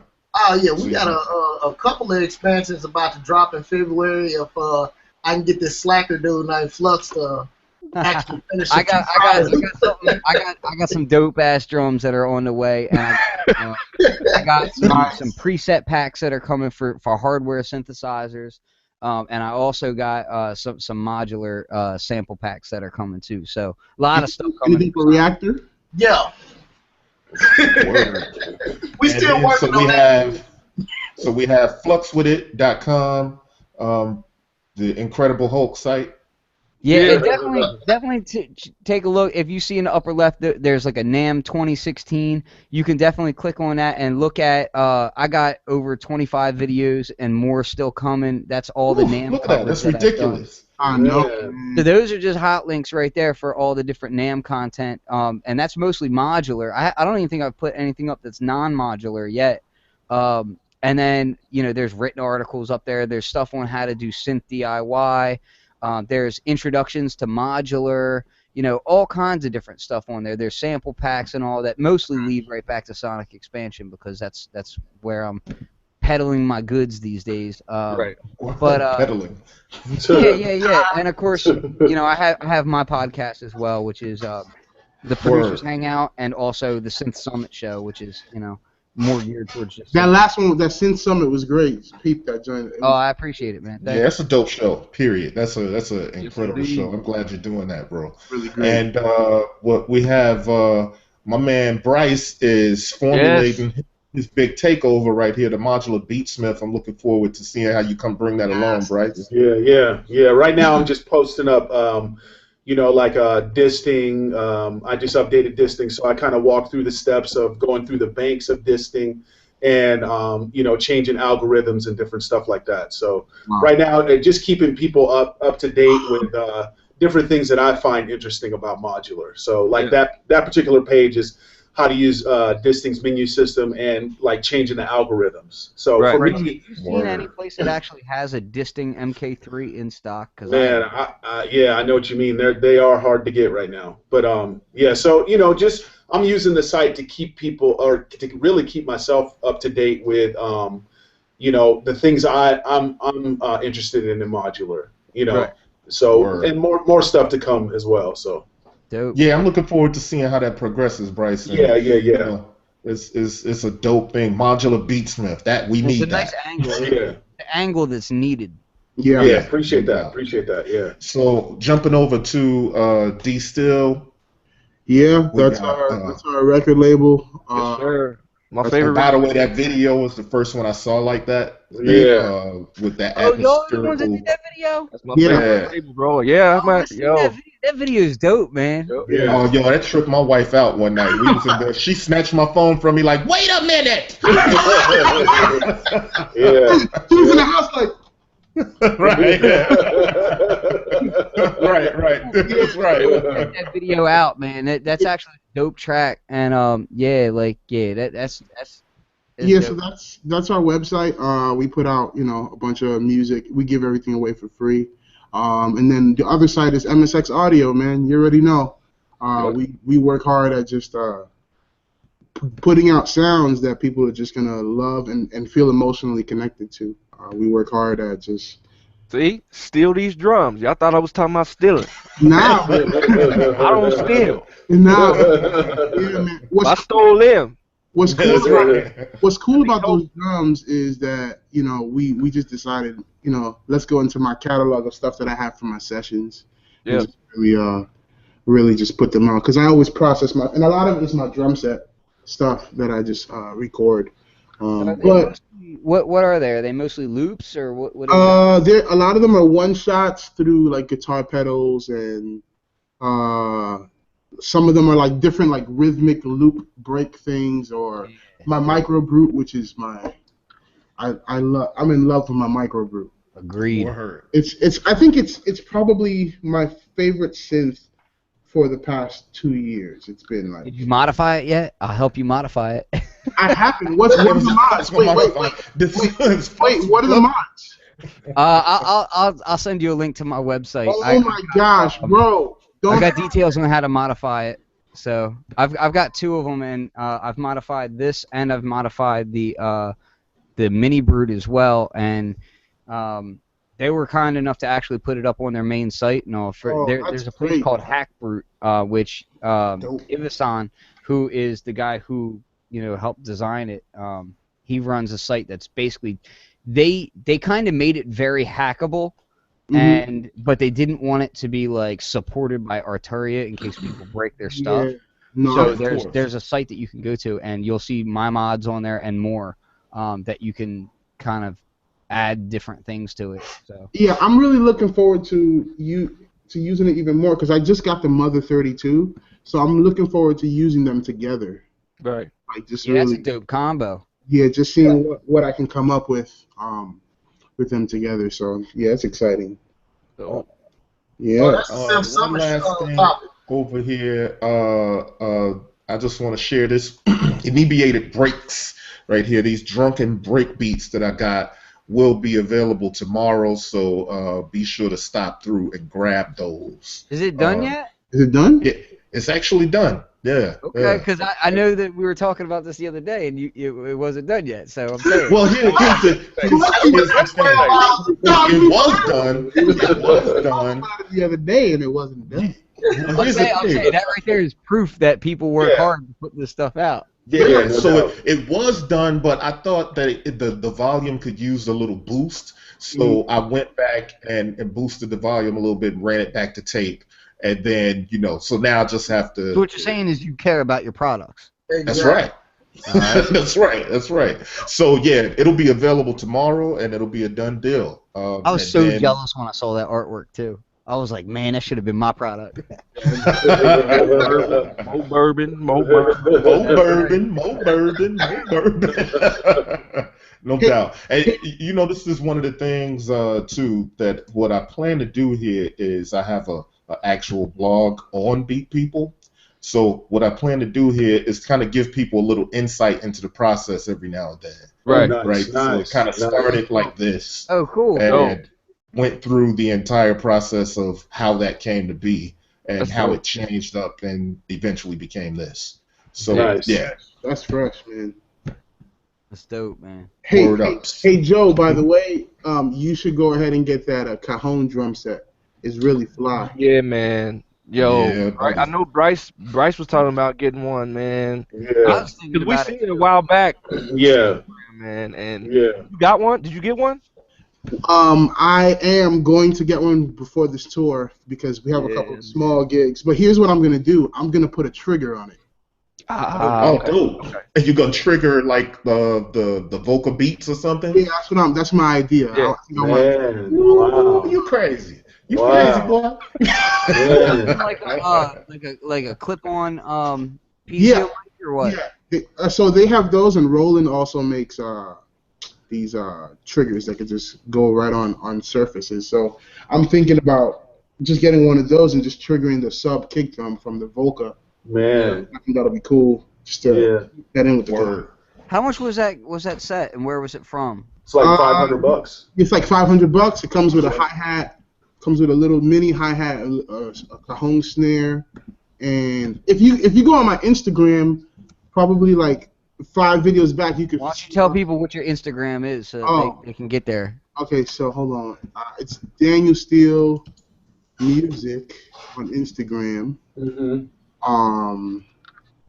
I'll post it in the link real quick. And basically, all of us in this chat we're all on Instagram, so you can find us all, like, Corry's BBoyTech report on there, Upright, Bryce is Upright on there, right? Yeah, upright with the one instead of an I, it's a 1. So Okay. upright with a 1. Yeah, if anything, my Instagram is like really my website because that's where people see I'm doing. Yeah. Joe is Sounds and Gear on there, and Willie is, of course, Sonic Expansion on there. Check out that video I just showed you guys. That's us playing that kit in. Right. I'm Flux 302 on there. Word. Is that it? Yeah. Here, this is it.